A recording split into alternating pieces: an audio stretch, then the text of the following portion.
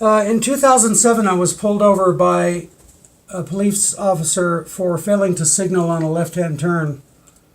And the police officer came to the car and he took one look at me and he told me to step out of the car. I had a syringe full of heroin in my shirt pocket. And he arrested me on the spot. I went to court and I was convicted of possession of a controlled substance and I went to prison. While I was locked up, I spent about 18 months in prison this time. While I was locked up, I read and I read and I read everything I could get my hands on self-development wise. I read Stephen Covey and his 7 Habits. I read Tony Robbins and Zig Ziglar and anyone I could find. And I spent all my time on self-improvement. I got out, I did good for a while. I started using drugs and I went back to prison. I did 4 stints in prison before I finally learned what I needed to learn. I was approaching the problem from an intellectual perspective, believing like I had my whole life that I could think my way out of the problem. But I needed to approach the problem from an emotional perspective. I needed to use feelings and emotions, which were something I had been running from all my life. At the time, I hated myself. I loathed myself. I felt bitterness and regret. I felt frustration and anxiety. I felt loneliness and fear. But heroin took away all those feelings. It left me feeling nothing. Nothing. No one, nowhere, nothing. And I eventually turned to crime to support my habit. I started stealing and robbing and lying and cheating. And I had a really promising, great career as an IT senior network engineer. And I threw my career away and I didn't care. I threw my family away and I didn't care. I threw away the girl that I loved and I didn't care. As long as I had heroin. I was sentenced to 10 years, my second time in prison. And when I was released, I went to a program called Peer 1. It's a behavioral modification program. And I learned all about cognitive behavioral therapy and introspective analysis and really what motivates me to do the things I do. But as soon as I went from residential status to non-residential status, that is, I moved out and got my own place, I returned to drugs.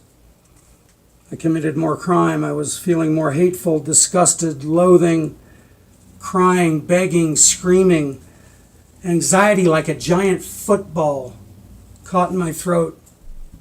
I couldn't breathe. I went back to prison. I was at the bottom of the barrel. I had hit rock bottom. And I contemplated suicide. I thought that was the only way I could get away from my problem. But at Sterling Correctional Facility, I met a man who would change my life forever. And he taught me that my problem wasn't drugs. I didn't have a drug problem. They were just a symptom of a much larger problem. My problem was my core belief system. And most of my core beliefs were negative. I truly believed that I was worthless, unlovable, ugly, repulsive, and a failure. This is what I believed in my heart of hearts about myself. And this man taught me how to challenge those beliefs, these core beliefs. I wasn't even aware of them.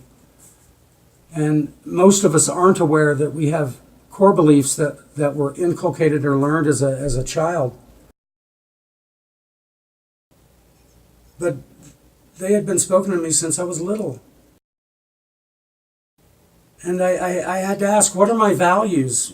What did I believe in? What principles drove my life? Well, it was obvious. Things had changed for me at that time for the first time in a very long time, and I became excited. I would change myself. I'd reinvent myself. I'd put the past away and I'd motor forward. I would change the world and I would begin with myself. I would help the next guy and he'd help the next guy. And we changed the world. I struggled. I lost faith occasionally, but there was always my friend, this guy I met in Sterling, and he was always there and ready to reinvigorate me. He's my subscription, and he's the one who showed me what a new life could really be for me and how I could get it. And I'm going to share it with you briefly. And first off, it's important to do all the things that are expected. All these problems are based similarly on negative core beliefs. That is how we view ourselves at our innermost being, and we're often not even aware what drives us. And here's what I did. I learned to believe in myself.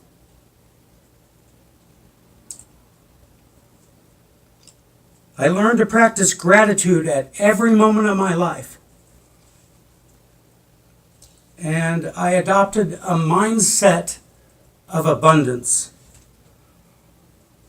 And I became passionate about helping others. This became my passion. And I learned that to keep what I had, to keep what had been given to me so freely, I had to give it back to my community. That was so important to maintain a successful life. I realized that I could learn from anyone. I can learn from anyone. I used to be, I thought I knew everything. I was a know-it-all. I shared that I thought I could think my way out of problems. I can learn from anybody. And lastly, I found my purpose in life. I found that I have a reason to get up in the morning. It sounds simple. And I'm successful now beyond anything I could have ever imagined. The program and philosophy that Create Power Life provides can be used by anyone who isn't realizing their fullest potential.